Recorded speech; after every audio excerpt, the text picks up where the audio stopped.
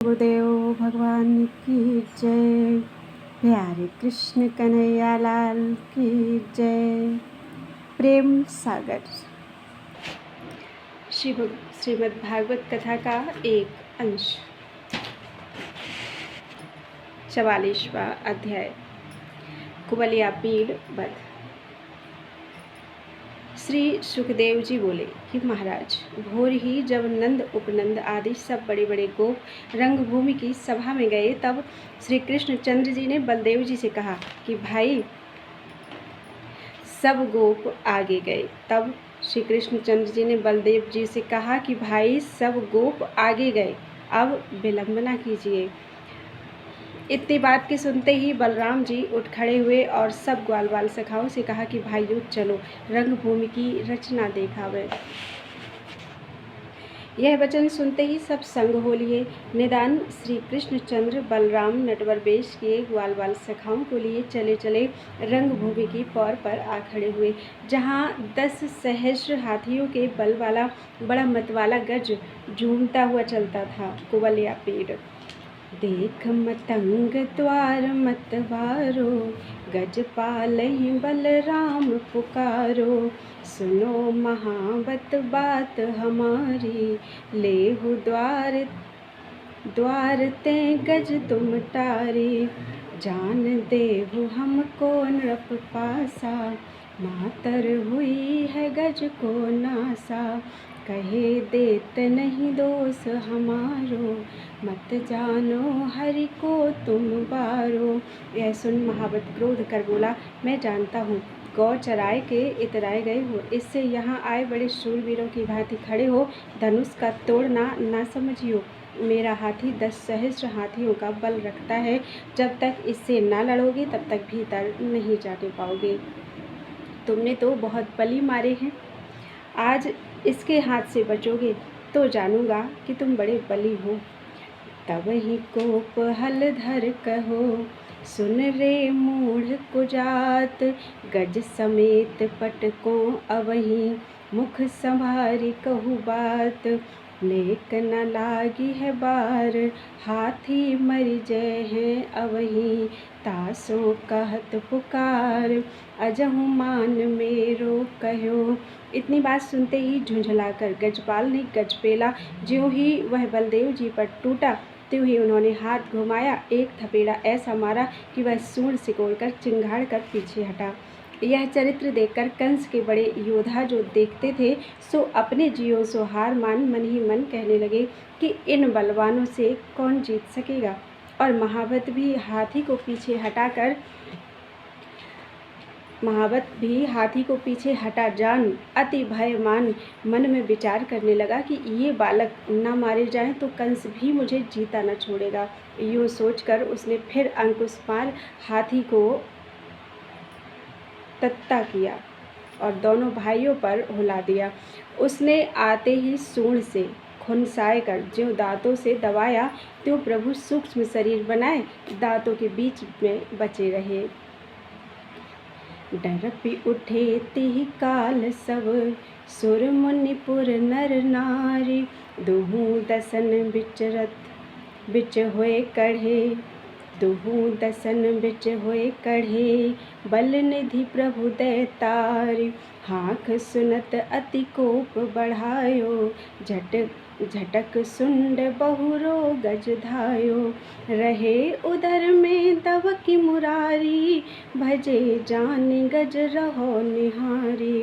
पाछे प्रगट फेर प्रभु टेरो, बल दाऊ आगे से घेरो। लागे गज ही खिलावन दो, भौं चकी रहे देख सबको। महाराज, उसे कभी बलराम सूंड पकड़ खींचते, कभी श्याम पूंछ पकड़ कर खींचते। वह उन्हें पकड़ने को आता था तबे अलग हो जाते थे। कितनी एक बेर तक उससे खेलते ही रहे, जैसे बछड़ों के साथ बालकपन में खेलते थे। निदान हरि ने पूंछ पकड़ फिराए उसे दे पटका और मारे घूंसों के उसे मार डाला। हाथी के मरते ही महाबत ललकार कर आया। प्रभु ने उसे हाथी के पांव तले झट मार गिराया और हंसते हंसते दोनों भाई नटवर वेश किए एक एक दांत हाथों में लिए रंगभूमि के बीच जा खड़े हुए। उस काल नंदलाल को जिसने जिस भाव से देखा वह उसको उसी भाव से दृष्टि आई। मल्लों ने मल्ल जाना, राजाओं ने राजा जाना, देवताओं ने अपना प्रभु माना, ग्वाल वालों ने सखा माना, नंद उपनंद ने बालक समझा और पुर की युवतियों ने रूप निधान समझा। कंसाधिक राक्षसों ने काल के समान देखा। महाराज इनको निहारते ही कंस अति भयमान हो पुकारा, अरे मल्लो, इनको पछाड़ मारो, कै मेरे आगे से टालो। इतनी बात जो कंस के मुंह से निकली तो सब मल्ल अति शीघ्रता से शस्त्र संग लिए वर्ण वर्ण के भेष बनाए ताल ठोक ठोक कर भिड़ने को कृष्ण बलराम के चारों ओर से घिर आए। जैसे वे आए तैसे ये संभल कर खड़े हुए। तब उनमें से इनकी ओर देख चतुराई कर चाणूर बोला, सुनो, हमारे राजा कुछ उदास हैं, इस जीव हंसाने को तुम्हारा युद्ध चाहते हैं, क्योंकि तुमने वन में रहकर सब विद्या सीखी है और किसी बात का मन में सोच ना कीजिए, हमारे साथ मल्ल युद्ध कर अपने राजा को सुख दीजिए। श्री कृष्ण बोले, राजा जी ने बड़ी दया कर हमें बुलाया है आज, हमसे क्या सरेगा इनका काज। तुम अति बली गुणवान हो, हम हैं बाल अनजान, पर राजा जी से कुछ हमारा बस नहीं चलता, इसे तुम्हारा कहा मानते हैं, हमें बचा लीजो, बल कर पटक न दीजो। अब तुम्हें उचित है जिससे धर्म रहे सो कीजिए, मिलकर राजा को सुख दीजिए। सुन चाणूर कहे भय खाए, तुम्हारी गति जानी नहीं जाए। तुम बालक मानुष नहीं दो, कीन्हे कपट बलि हो को। खेलत धनुष खंड द्वय करो, मारे तुरत कुबल आतरो। तुमसे लड़े हानि नहीं होई, ये बातें जाने सब कोई। बोलो वृंदावन बिहारी लाल की जय। 45वां अध्याय। कृष्ण बलदेव द्वारा चाणूर, मुष्टिक तथा कंस का वध। श्री सुखदेव जी बोले, पृथ्वीनाथ, ऐसे कितनी एक बात कर ताल ठोक कर चाणूर तो श्री कृष्ण के सौ ही हुआ। मुष्टिक बलराम जी से आए भिड़ा और आपस में महायुद्ध होने लगा।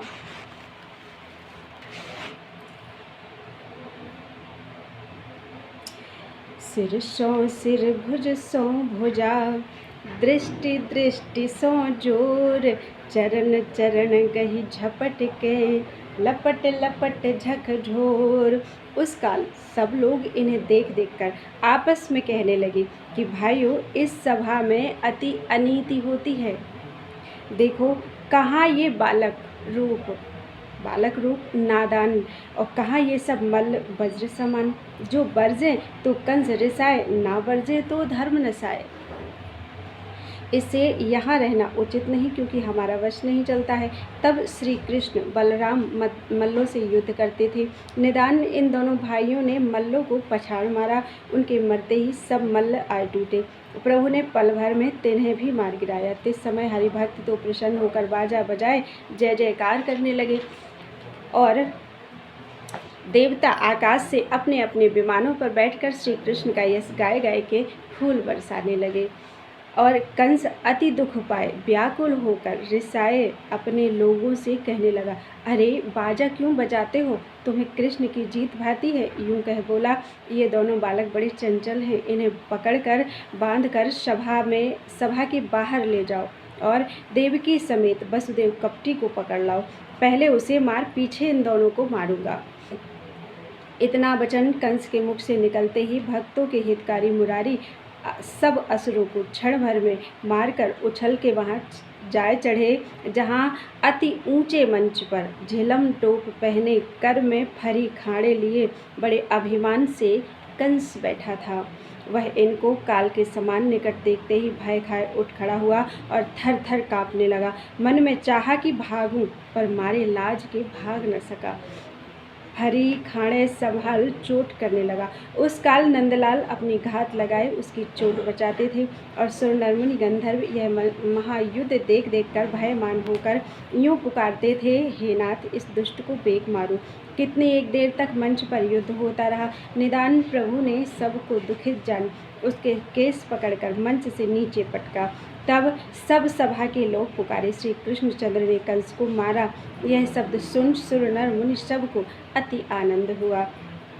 करी स्तुति पुन पुन हरस बरस सुमन सुर वृंद मुदित बजावत दुंदुभि कही जय जय नद नंद। मथुरापुर नर नारी अति प्रफुल्लित सब कोहियो मनहु कुमुद बनचारी विकसित हरि शशि मुख निरखी। इतनी कथा सुनाए श्री सुखदेव जी ने राजा परीक्षित से कहा कि धर्मावतार कंस के मरते ही जो बलवान 8 भाई उसके थे सो लड़ने को चढ़ाए, प्रभु ने उन्हें भी मार गिराया। जब हरि ने देखा कि अब यहाँ राक्षस कोई नहीं रहा, तब कंस की लोथ को घसीट यमुना तीर पर ले आए और दोनों भाइयों ने बैठकर विश्राम लिया। इसी दिन से उस ठौर का नाम विश्राम घाट हुआ। आगे कंस की रानियां देवरानियों समेत अति व्याकुल होकर रोती पीटती वहां आईं, जहां यमुना के तीर दोनों वीर मृत शरीर लिए बैठे थे और लगे अपने पति का मुख निरख कर सुख सुमिर सुमिर गुण गाय गाय के व्याकुल होए पछाड़ खाए खाए के गिरने।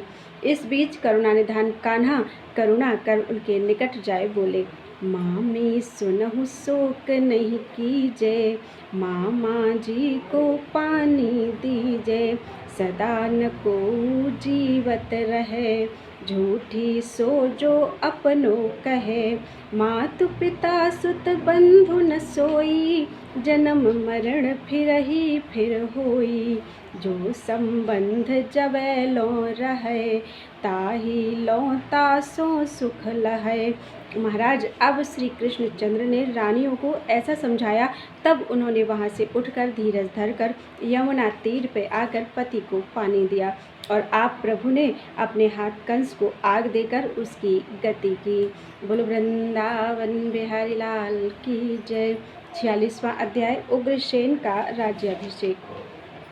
श्री सुखदेव मुनि बोले कि राजा की रानियां तो देवरानियां समेत वहां से नहाए धोए रोए राज मंदिर को गईं और श्री कृष्ण बलराम वसुदेव देवकी के पास आए। उनके हाथ पांव की हथकड़ियां बेड़ियां काट कर दंडवत कर हाथ जोड़कर सन्मुख खड़े हुए।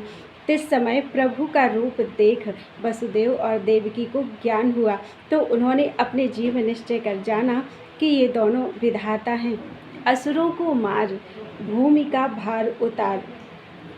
भार उतारने को अवतार लेकर आए हैं।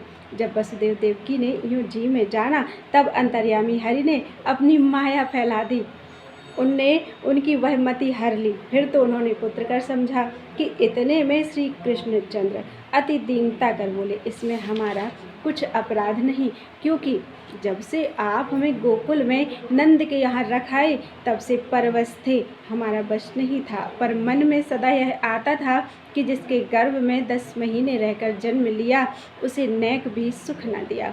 न हमने ही माता पिता का मुख देखा, वृथा जन्म पराए यहाँ खोया। तिन्होंने हमारे लिए अति विपत्ति सही, हमसे कुछ उनकी सेवा भई नहीं। संसार में समर्थी बेटे वही हैं जो माँ बाप की सेवा करते हैं। हम उनके ऋणी रहे, टहल नहीं कर सके।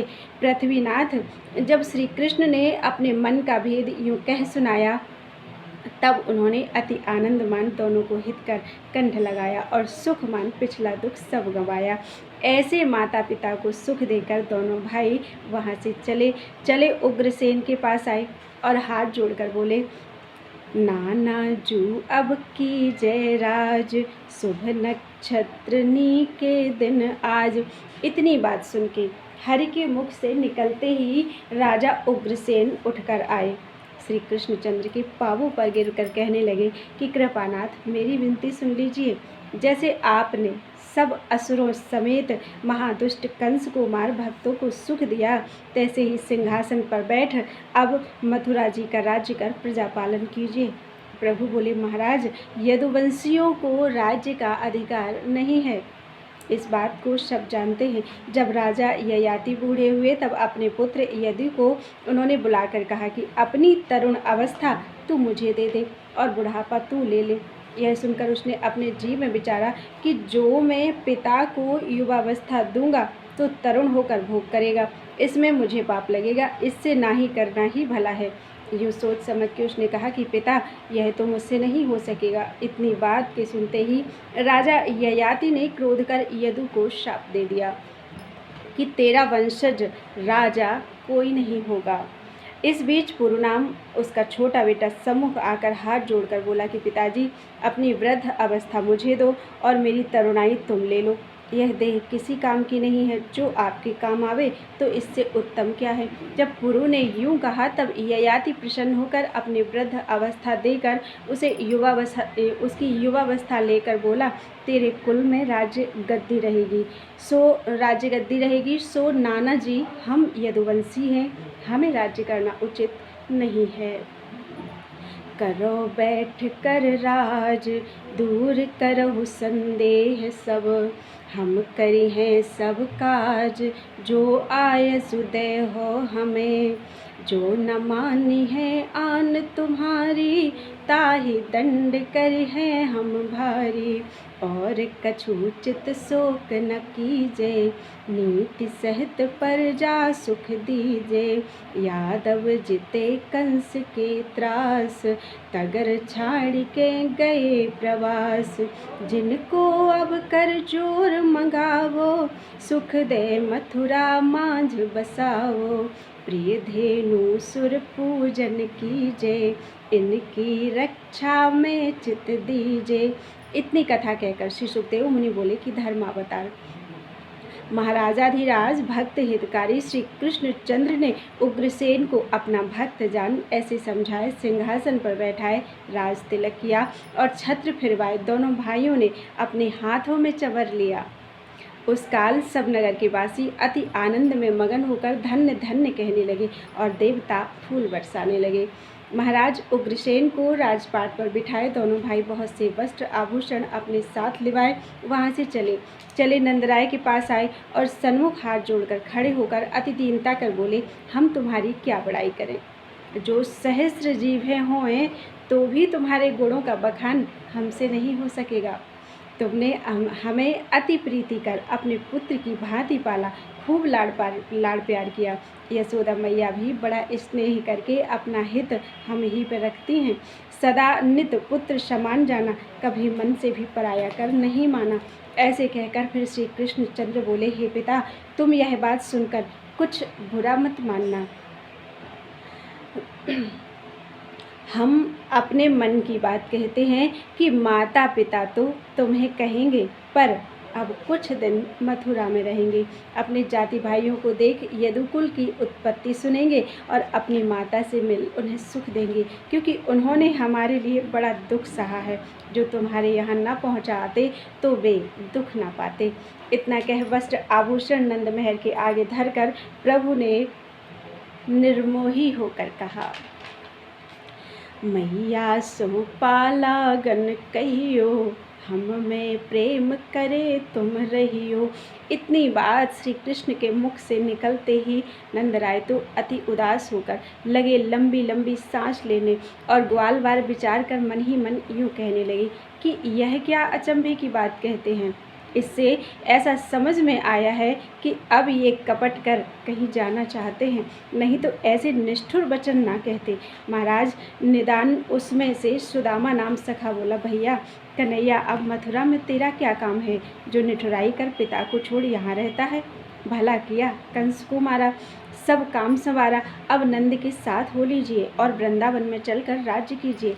यहाँ का राज्य देख मन में मत ललचाओ, वहाँ का सुख नहीं पाओगे। यहाँ सुनो, राज देख मूरख भूलते हैं और घोड़े हाथी देख फूलते हैं। तुम वृंदावन छोड़ कहीं मत रहो। सदा बसंत ऋतु रहती है, सघन वन और यमुना की शोभा मन से कभी नहीं बिसरती। भाई, जो यह सुख छोड़ हमारा कहा ना मान, माया तज माता पिता की यहाँ रहोगे तो तुम्हारी इसमें क्या बड़ाई होगी। उग्रसेन की सेवा करोगे और रात दिन चिंता में रहोगे। जिसे तुमने राज्य दिया उसी के अधीन होना होगा, यह अपमान कैसे सहोगे। इससे उत्तम यही है कि नंदराय को दुख ना दीजिए, उनके साथ हो लीजिए। ब्रजवन नदी बिहार विचारो, गायन को मन ते न विसारो। नाही छाणी है हम ब्रजनाथ, चली हैं सबे तिहारे साथ। इतनी कथा कहकर सुखदेव मुनि ने कहा, राजा राजा परीक्षित से कहा कि महाराज, ऐसे कितनी एक बातें कहकर 10-20 सखा श्री कृष्ण बलराम जी के साथ रहे और उन्होंने नंदराय से बुझाए कर कहा, आप सबको लेकर निसंदेह आगे बढ़िए, पीछे से हम भी इन्हें साथ लिए चलते हैं। इतनी बात सुनते ही व्याकुल सब अहीर मानहु पन्नग के डसे, हरिमुख लखत अधीर ठाड़े काढ़े चित्र से। उस समय बलदेव जी नंदराय को समझाने लगे कि पिताजी, तुम इतना दुख क्यों पाते हो? थोड़े एक दिन में वहाँ का काज कर हम भी आते हैं। आपको आगे इसलिए विदा करते हैं कि माता हमारी अकेली व्याकुल होती होंगी, तुम्हारे गए से उन्हें कुछ धीरज होगा। नंद जी बोले कि बेटा, एक बार मेरे साथ चलो, फिर मिलकर चले आइयो। महाराज, जब श्री कृष्णचंद्र जी ने ग्वाल वालों समेत नंद महर को महाव्याकुल देखा, तब मन में विचारा कि ये बिछुड़ेंगे तो जीते न बचेंगे। त्यों ही उन्होंने अपनी वह माया छोड़ी जिसने सारे संसार को भुला रखा है। उसने आते ही नंद जी को सब समेत ज्ञान दिया। फिर प्रभु बोले, पिता, तुम इतने क्यों पछताते हो? पहले यही विचारो कि मथुरा और वृंदावन में अंतर ही क्या है। तुमसे हम कहीं दूर तो नहीं जाते जो इतना दुख पाते हो। वृंदावन के लोग दुखी होंगे, इसलिए तुम्हें आगे भेजते हैं। जब ऐसे प्रभु ने नंदमहर को समझाया, तब वे धीरज धरकर बोले, प्रभु, जो तुम्हारे ही जी में आया तो मेरा क्या वश है। चाहता हूँ, तुम्हारा हट टाल नहीं सकता। इतना वचन नंद जी के मुख से निकलते ही हरि ने सब ग्वाल वालों समेत नंदराय जी को विदा किया। आप दोनों भाई यहाँ रहे। उस काल नंद सहित गोप ग्वाल चले सकल मग सोचत भारी, हारे सर्वस मनहु जुआरी, काहू के सुधि बुधि नाही, खटपट चरण परे मग माही, जात वृंदावन देखत मधुवन, बिरह व्यथा बाढ़ो व्याकुल तन। इस रीति से ज्यों देव कर वृंदावन पहुँचे। इनका आना सुनते ही यशोदा रानी अकुलाकर दौड़ी आई और राम कृष्ण को ना देख यहाँ व्याकुल होकर नंद जी से कहने लगी, कहो कंत सुत कहाँ गंवाए, बसन आभूषण लीन्हे आए, कंचन फेंक कांच घर राख्यो, अमृत छाड़ी मूढ़ बिस चाख्यो, पारस पाए अंध जो डारे, फिर गुण सुने कपारे मारे। ऐसे तुमने भी पुत्र गवाए और बसन आभूषण उनके पलटे ले आए। अब उन बिन धन का क्या करोगे? हे कंत, जिनके पलक ओट भय छाती फटे, उन बिन निस्दिन कैसे कटे। जब उन्होंने तुमसे बिछुड़ने को कहा, तब तुम्हारा ही ये कैसे कहा। इतनी बात सुन नंद जी ने बड़ा दुख पाया और बोले, और नीचा सिर करके यह वचन सुनाया, सच कहें, ये वस्त्र अलंकार कृष्ण ने दिए, पर मुझे यह सुध नहीं किसने लिए। और कृष्ण की बात क्या कहूँ, सुनकर तू भी दुख पावेगी। कंस मार मोह पे फिर आए, प्रीति हरन कही बचन सुनाए, वसुदेव के पुत्र वे भये, कर मनुहार हमारी गए, हों तब महरि अचंभे रहो, पोषण भरन हमारो कहो, नहीं महरि हरि हित सुत कहें, ईस जान भजन करि रहें। उसे तो हमने पहले ही नारायण जाना था, पर माया बस पुत्र कर माना। महाराज, जब नंदराय जी ने सब बात श्री कृष्ण जी की कह सुनाई, तिस समय मायावश हो यशोदा रानी कभी तो प्रभु को अपना पुत्र जान मन ही मन पछताए व्याकुल होए होए के रोती थी, और कभी ज्ञान कर ईश्वर जान उनके ध्यान पर गुण गाए गाए के मन का खेद खोती थी। और इस रीति से सब वृंदावनवासी अनेक अनेक प्रकार की बातें करती थी। अब मथुरा की लीला कहता हूँ, तुम चित्त देकर सुनो। कि जब हलधर और गोविंद नंदराय को विदा करके वसुदेव देवकी के पास आए, तब उन्होंने इन्हें देख भुलाए ऐसे सुख माना जैसा तपी तप करे, अपने तप का फल पाए सुख माने। आगे वसुदेव जी ने देवकी से कहा कि कृष्ण बलदेव पराए यहाँ रहे हैं, उन्होंने उन्होंने उनके साथ खाया पिया है और अपनी जाति का व्यवहार भी नहीं जानते। इससे अब उचित है कि पुरोहित को बुलाए पूछें, जो जो वह कहे सो करे। देवकी बोली, अच्छा।